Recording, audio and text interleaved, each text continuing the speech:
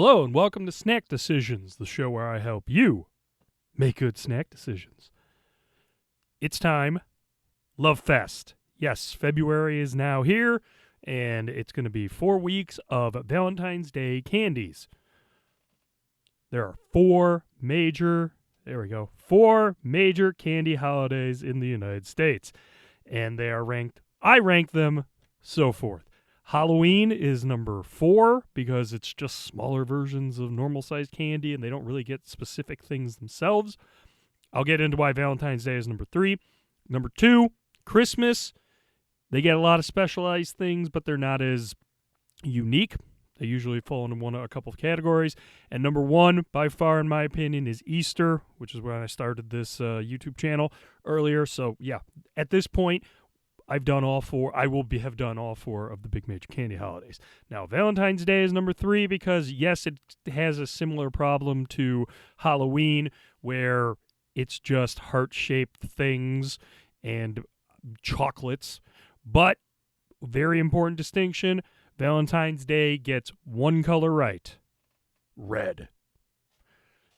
They go all red. Everything goes red. They want to do red all the time. I understand it. It's awesome for me, but it's just kind of, it's like, okay, cool. I'll take red all the time. So yeah, this is going to be a lot of fruit this month, I think. We'll see. But we're going to start out with Tootsie Roll Fruit Chews. I heart reds. Yay. Okay. See? Red. So this is 4 different Tootsie Roll Fruit Chews. This is cherry, watermelon, strawberry, and fruit punch. Now, the Tootsie Roll Fruit Chews have been around since the 1970s. I see them somewhat frequently. Obviously, the regular Tootsie Rolls, the chocolate ones, are the only. I see those all the time. Every once in a while, a fruit chew will come up. They come in 5 flavors. Off the top of my head, I believe it's cherry, lime, lemon, vanilla, and grape, or something like that. Grape sounds wrong, though. But yeah, of those, I usually gravitate toward the cherry. Hey, well, that's kind of in here. And the vanilla. Those are the blue. That'd be the blue and the red. I guess they just decided to do all the red ones and then add a few, because watermelon, strawberry, and fruit punch are not in the fruit chew assortment bag they usually do. So I was excited when I saw this because I like cherry. And, the other ones are kind of right, except fruit punch, because that's got orange and lemon on it, so I don't know. That's going to be interesting. But yeah, I know they've been making these for a while. Never seen them. I saw them now, and I was like, okay, I'm in. Awesome. So yeah, let's get into the Love Fest.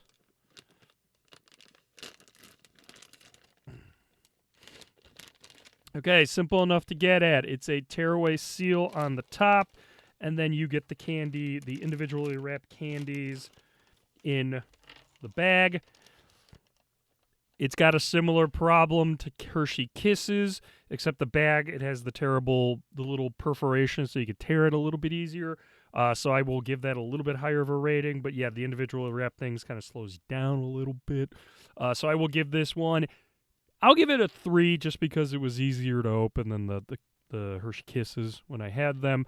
You didn't have to pull it and risk ripping everything. But yeah, this is, again, more so for giving little gift bags out. That's what they're there for. They're not meant to just consume a ton of them. Otherwise, they should make unwrapped versions. Make unwrapped versions of these. So yeah, there are 4 flavors. I will try all of them and then give you my notes at the end of them. They're all very similar in color here. Cherry looks like on the camera, it might look like a pink, but it's probably the darkest red. Watermelon has a little bit of an orange to it. I'm going to run out of ways to describe these things. Strawberry looks kind of purple, I guess. And the fruit punch, I don't know. They're all very close in color. You got to read them. There are slight hue differences on the wrappings. But yeah, if you're going to town on these, you're not going to know. So yeah, I will try all 4 of them and then let you know my rankings and how I feel about each of them after the swipe. So outside of 1, they nailed all the flavors on it. So my 4th favorite is the strawberry. I was surprised by that. I thought that was going to be 1 or 2. It just tasted like whatever the taffy is. There wasn't a ton of strawberry in it. It was just kind of blah. I think I tasted more of the taffy than the actual strawberry. So that was the only one really lacking. Everything else they pretty much nailed, honestly. And number 3 was the watermelon. It was you almost tasted the seeds in it. So they nailed the flavor, but it was just a little bit odd compared to. I just thought it was going to have a watermelon taste and not actually kind of be a watermelon. So it was oddly refreshing in something like this that I thought was going to be sweet. They all have obviously a sweet component to it, but yeah, the watermelon, I was surprised by it, but it was a little bit maybe shocking, jarring, or off-putting, something like that. So that's why I moved it to 3. Number 2 was the fruit punch, the lemon and the orange, and I believe cherry. That's what the bag is saying here. That's in it. Equal measure. There was some nice tartness. There was some citrus.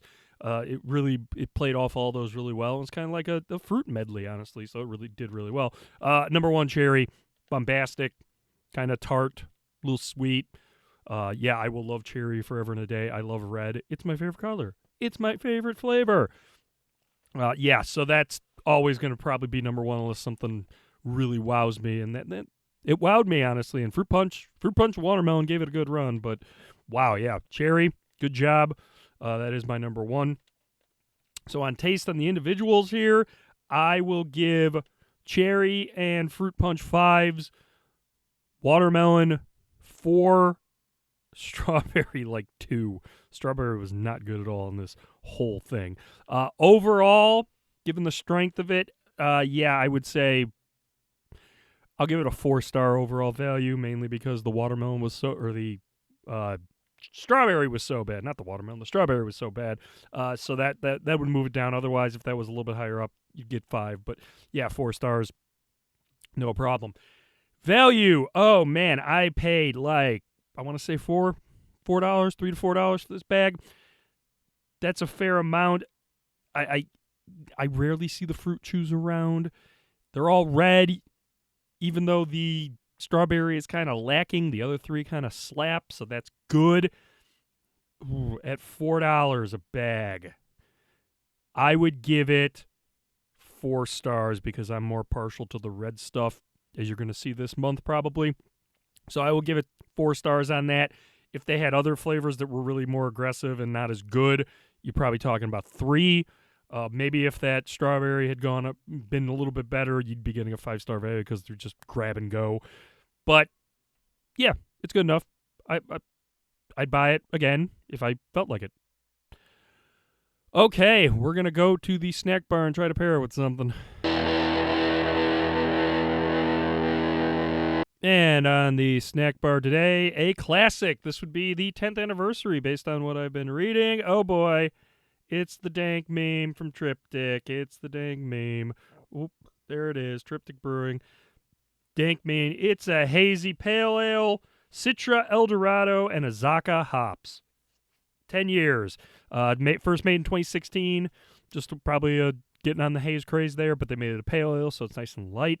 It is obviously by far their most successful beer in terms of sales. It is their flagship. They opened a brewing space that was also a tap room for a few years before COVID there. They called it the Memery because it was basically pumping this out. It's still pumping this out. If you're getting a Triptych beer somewhere, you're probably getting Dank Meme. This is at, all the Illini sporting events have Dank Meme because that's the one they're going to make the most of and send it out places. So yeah, Dank Meme. That's their flagship, and we're finally doing it because there's some fruit on here, and I was like, oh, yeah, hazy pale ale, fruit, sounds good. Definitely pale. It is like straw golden, honestly. It's not dark at all. I can kind of see my finger through it, even with not in direct light. That's kind of weird because usually these are they look thick, but they're not. I kind of appreciate that. There's a little haze, almost like a Saison or a wheat beer of some sorts, but I appreciate that it's not some thick, milky, chunky thing that could be really sweet and crazy. Very fruity. It's like a fruit basket, but it doesn't smell like it's going to be sweet. It smells light. It smells like it's going to be refreshing, and it smells like it's going to have a lot of nice fruit kick to it. Tropical fruits, citrus fruits, but in varying quantities. Like I can't pick out a specific one. It's just kind of like this bag of Tootsie Roll fruit chews in these midgies. They're called midgies. These are called midgies. Yeah, it's just a melange of things, like the fruit punch one. There's a little bit of something, everything going in there, and that smells great, and it smells like it's not going to be thick or sweet, which is good. Oh, yeah, I didn't remember what the hell is the ABV on this. There it is, 5.4%. That's almost sessionable. Yes, I can see why they sell so much of this. Okay, let's try it. Might be a slight amount of bitterness on the finish, which I'm okay with. I actually appreciate that. There is a fair amount of fruit, but it's, again, very light. This is, I want to say it's carved a little bit higher than some of the other hazy pale ales and hazy IPAs I've had that go a little bit lower, so they sit on the tongue. This one moves. The fruit stays around at the end. So even though now I'm done talking, and I've been talking for, a minute or so, or 30 seconds, the fruit's still there, whatever types of fruits. And these are more on the citrus tropical notes. So I'm maybe getting a mango, maybe a little bit of pineapple. Again, hard to pick out the fruits here because everything's so light and just there's fruit notes and I can pick that out. Those would be the ones that I think would stand out. Maybe some cantaloupe as well. A lot of fruits, but it's just so enjoyable and easy to drink. 5.4%. It's really doing a good job on that. It's refreshing too. So I just drank it and I kind of want more because it's so light and easy to drink. So yeah, Dank Meme, 5 stars. Maybe they made the recipe lighter. I don't even know if the recipe has changed over these 10 years. Maybe they'll do a 10th anniversary one where they go back to the original. I don't know. Okay, now I'm going to go do the pairing, and I will say this bag of fruit chews was challenging because they did not give me a lot of watermelon. I was digging for a minute to find them. So yes, I will do the 4 of these again and pair each of them with the beer and then let you know how it went at the end. Slight ranking change on the pairings, though. Number 4... hard to beat the dead body here, but number 4 is the strawberry again. It had a little something, but it did not pop. It popped a little bit more. I got a little bit more of a strawberry essence coming off of it, but it was just still like listless compared to the other 3 because the other 3 were, combining with it and doing some interesting things. Number 3 was the watermelon. It almost made it too refreshing. It was, again, it's got that, you're tasting the seeds. It's very light and refreshing, the candy. And then you add this with all the fruit and everything. Yeah, it was just almost a little bit too much refreshing, almost way too much.